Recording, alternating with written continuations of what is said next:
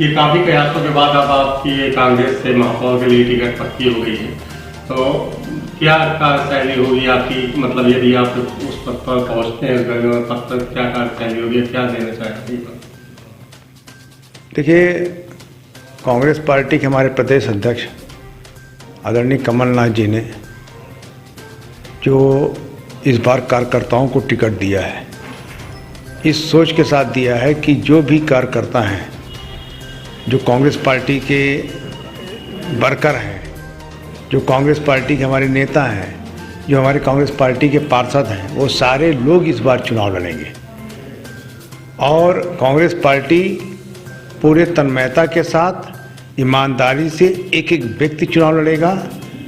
Bharatiya Janata party के कुशासन के खिलाफ, महंगाई के खिलाफ, नगर निगम में हुए पर्याप्त भ्रष्टाचार के खिलाफ, यहाँ के स्थानीय नेता, यहाँ के स्थानीय विधायक हमेशा जब मंत्री थे तो दम भरते थे कि मैं रीवा की जनता को मीठा पानी पिला रहा हूँ। आपको बता दूं कि 10 साल से ऊपर हो गया, 125 करोड़ रुपए से ऊपर खर्चा हो गया।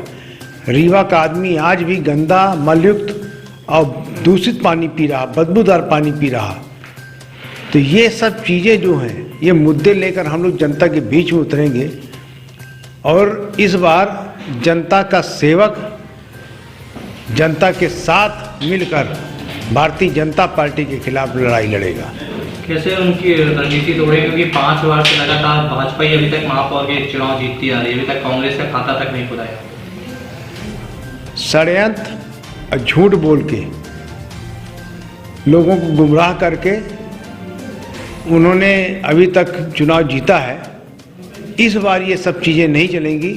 लोग समझ गए हैं कि भारतीय जनता पार्टी के सरकार में अगर कोई महापौर आता है तो रबर स्टैंप होता है।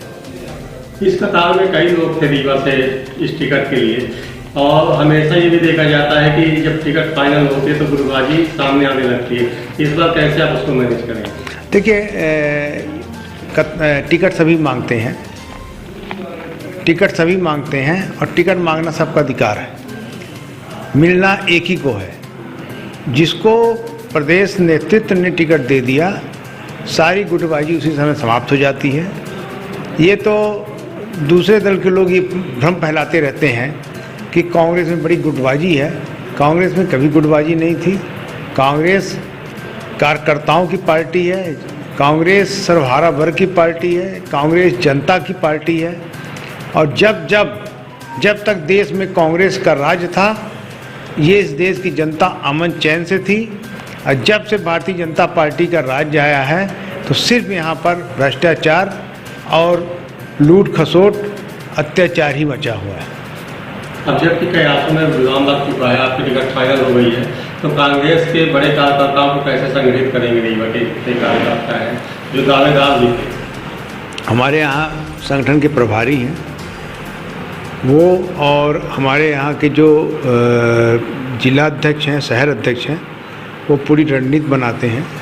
संगठन हमारे यहाँ इस बार चुनाव लड़ेगा और हमेशा संगठन ही चुनाव लड़ता है। प्रत्याशी तो सिंबॉलिक होता है। इस बार भी संगठन ही चुनाव लड़ेगा और पूरा तालमेल के साथ चुनाव होगा। और मैं आपको ये विश्वास दिलाता हूँ कि इस बार जनता तख्ता पलट करेगी और भारतीय जनता पार्टी चुनाव हारेगी। हमारे 45 पार्षद और महापौर सारे लोग विजयी होंगे।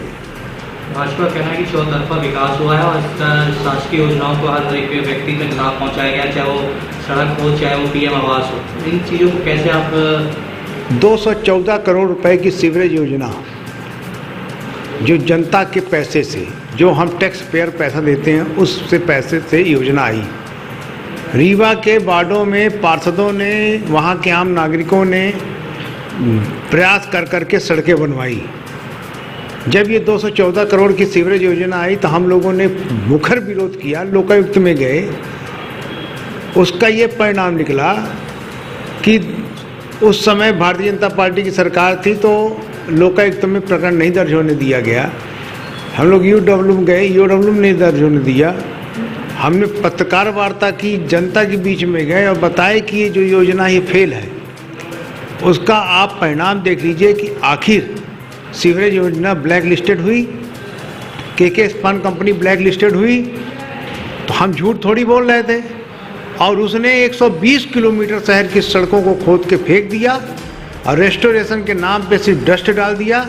आज जाकर देखिए तमाम वार्ड में लोग गिर रहे हैं, चैम्बर खुले हुए हैं, ढक्कन टूटे हुए हैं।